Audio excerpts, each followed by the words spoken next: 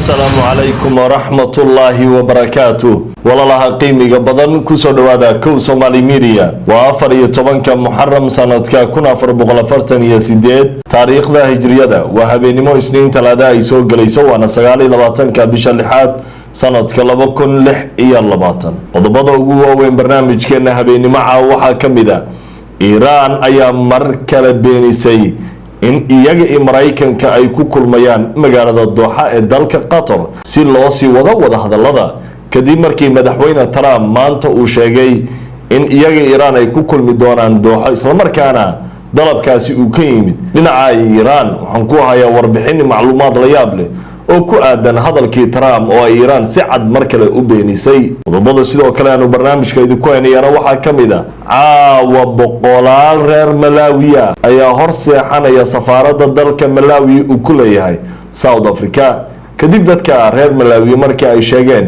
inay dareemayaan xaalad amaan darro sidoo kale qaar kamida dalalka Afrika ayaa dadkooda isu soo dhaway safaaradaha ay ku leeyihiin dalka South Africa iyadoo bari ay tahay maalinta loo qabtay dadka soo galootiga inay iskaga baxaan ugu dambeyn South Africa muuqaalay warbixin arinta ku saabsan ayaan u eegi doonaa qodobada sidoo kale aanu barnaamijka uga hadli doonaa waxa ayana kamid ah xogayihii hore arrimaha dibadda dalka Mareykanka John Kerry ayaa xog iyo macluumaad muhiim ah banaanka soo dhigay oo ku saabsan sida Mareykanka uu ku galay dagaalka Iran uu ku qaaday oo maanta la sheegay Mareykanka qasaaro weyn inuu ka soo gaaray waxaan ku hayaa xogtan uu banaanka keenay xogayihii hore arrimaha dibadda dalka Mareykanka John Kerry ugu dambeyn sirdoonka Israel waxa ay leeyihiin waxaan xog muhiim ah la wadaagnay militariga Israel oo ku saabsan in Hamas ay mar kale dib u soo xoogaysanayso isla markaana ay qorsheynayso weerar ballaaran oo ay ku beegsatay ciidamada Israel ee ku sugan gudaha Gaza qodobada iyo kuwa kale ayaanu barnaamijkeedu ku haynaa ma doonaysaa inaad guri ku yeelato dalka gaar ahaan magaalada Muqdisho Dulmudid Real Estate waxay ku diyaarisay guri qurux badan oo qoyskaada uu ku wada noolaan karo oo ku yaala faras magaalada Muqdisho degmada Hodan ayuu ku yaalaa isbitaal Shaafi meelan ka fogeyn haddaba gurigan waxa uu ka kooban yahay 5 qol iyo fadhi 5 musqulood leh qolalka dhan waa mastaro adeegtada ama caawiyaha reerka qol gaar oo musqusheeda la yeelanaysa waxa uu leeyahay meel ciyaarka caruurta ay ku ciyaaraan waxa uu leeyahay parking gym rag iyo dumar waa guri weyn oo baaxad leh haddaba ka faa'iideyso inta yar ee ka harsan gurigan ay dadku sida weyn u qaadanayaan soo dhawaada mar kale magacaygu waa Mustafa Ali halkan waa Kow Somali Media Iran ayaa mar kale beenisay hadalka Donald Trump in barito Iran iyo Mareykanka ku kulmi doonaan Trump waxa uu sheegay Steve Witkoff iyo Jared Kushner inay u safri doonaan magaalada Doha ee dalka Qatar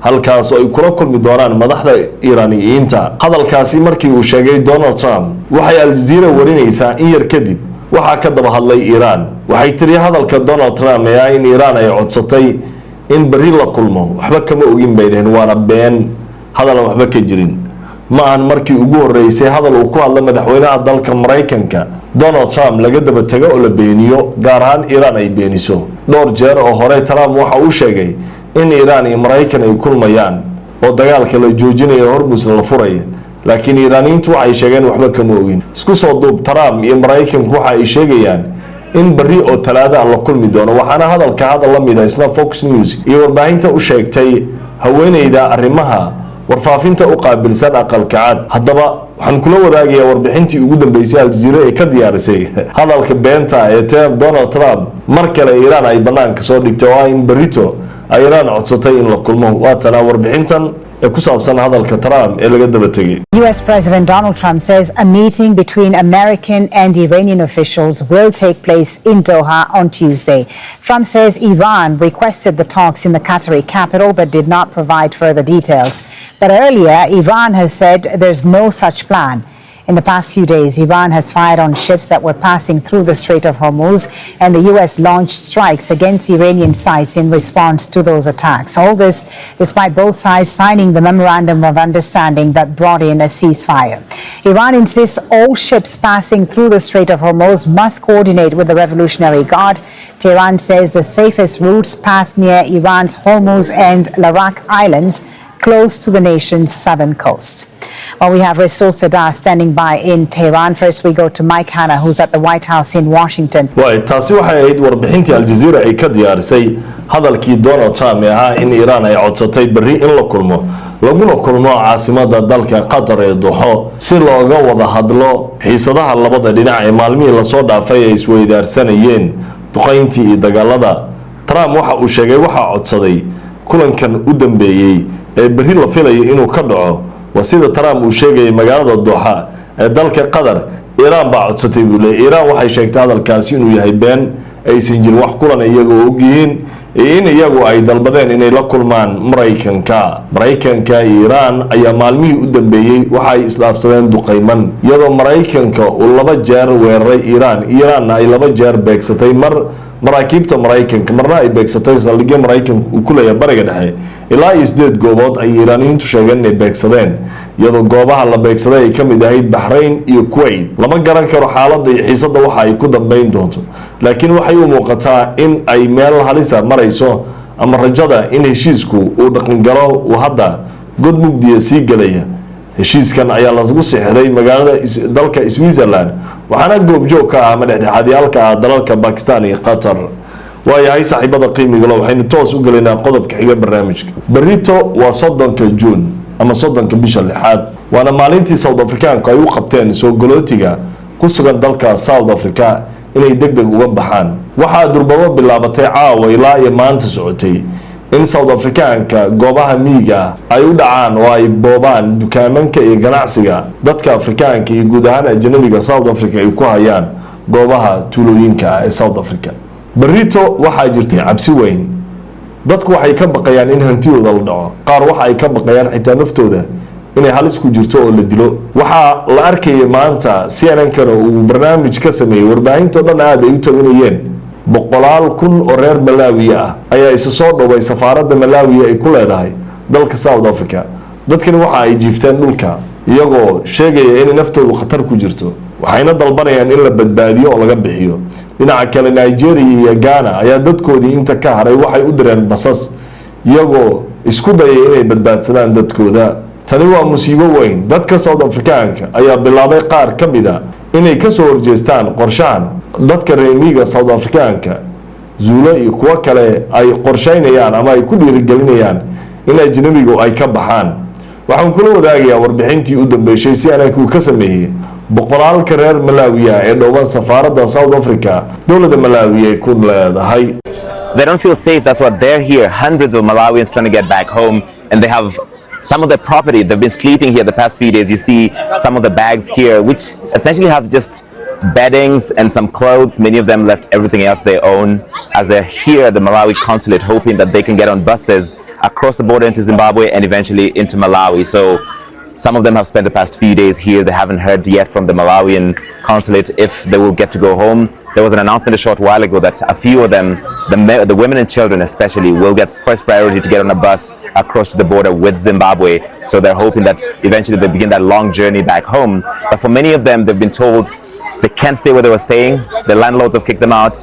Their employers have told them that they have to leave because they risk a fine if they're employing undocumented migrants. And many of them here came because South Africa is an economic magnet, the strongest economy in the region. And so for small economies in Southern Africa, this is the only place to find work. meeshaan berrito musiibo weyn baa taagan.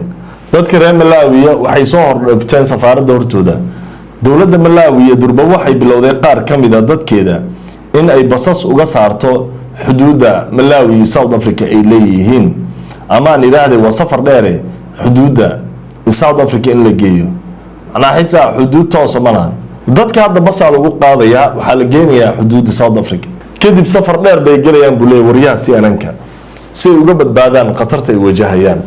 tani waa halis weyn oo dadka South Africaanka ay u geysanayaan dadka soo galootiga ah. arrinta qaybta ugu daran oo ay warbixintu tilmaamaysa ayaa waxa ay tahay dadkii guryaha iska lahaa South Africa landlordyadii ayaa waxay burinayaan dadkii ajnabiga Afrikaanka guryaha ay ka kireysteen. waxay leeyihiin guryaheena nooga baxa. shaqooyinkii waa laga soo erayaa dadkii. shirkadihii ayaa erayay waxay leeyihiin haddii lagu kinarko shirkadaheena iyo guryaheena intaba khatar bay ku jiraan. dadka shaqo ma haystaan, meelay ku hoydaan ma haystaan, dayac weyn ay dadka afrikaanka ah ee maanta ku sugan South Africa ay dareemayaan. Soomaalida waxa ay ka mid dadka sida weyn loo beegsanayo. Waxaa baraha bulshada labadii maalin ee soo dhaafay si weyn u qabsaday gabdho Soomaaliyeed oo lagu foodaynayo dariiqa magaalooyinka South Africa sida Johannesburg oo kale. Waxa la isweydiinaya haddii sida Johannesburg ay tahay, bal ka waran dadka tuulooyinka ku nool iyo goobaha fogfog ee reemigu ay joogaan. Waa khatar weyn. ummadda Soomaaliyeed waxa uu rajeynayaa barito iyo maalmaha kale u harayba inuu Ilaahay ku badbaadiyo dalka South Africa iyo meel walba ay ku sugan yihiin.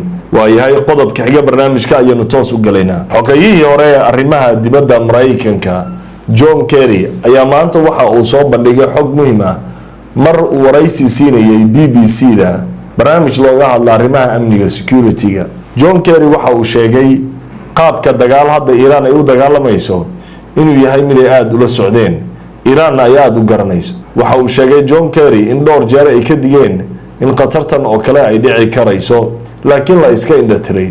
waxa uu sheegay madaxweynaha Mareykanka Trump inuu qalad weyn galay. waxaa loo ogolaaday buu qolka xaaladaha degdega Netanyahu ra'iisul wasaaraha Israa'iil ka hor intaan la qaadin dagaalka Iran. Netanyahu situation room qolka xaaladaha degdega ayuu fariistay. markaas wuxuu hagayaa buu dhahay madaxweynihii Mareykanka ila taliyaashiisii. Netanyahu ayaa sharxay waxa dhici karo haddii dagaalka la qaado Iran la weeraro, tii ayaana lagu duulay. Trump waxa uu yiri buu yiri that sound is great and good. way ila wanaagsan tahay waxa uu sharxaya Netanyahu.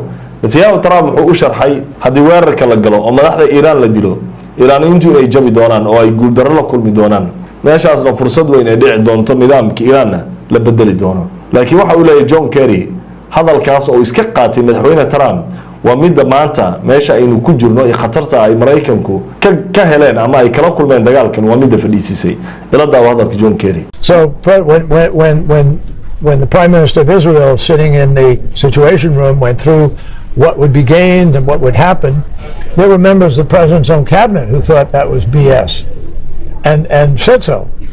But the President said, sounds good to me. And that sound good to me is what set us on this path to war. And illegal? Of course it's illegal because it's a war. It's not a police action, momentary kind of thing. Do you believe some of the commentary in the United States? By the way, they've all used the rhetoric of war. They acknowledge it's a war. Congress yesterday, the Senate, the United States. John Kerry xogayihii hore arrimaha dibadda dalka Mareykanka waxa uu aaminsan yahay qaabka u dhageystay Trump Netanyahu situation room markuu ugu yimid iyo sida uu qaldaynayay qalad weyn oo la galay in dagaal inta loo tilmaamo isagoo u dhaw hadal wanaagsan waxay darin qalad waxay leeyihiin ma dambi bay ahayd ama ma waxay ahayd qalad.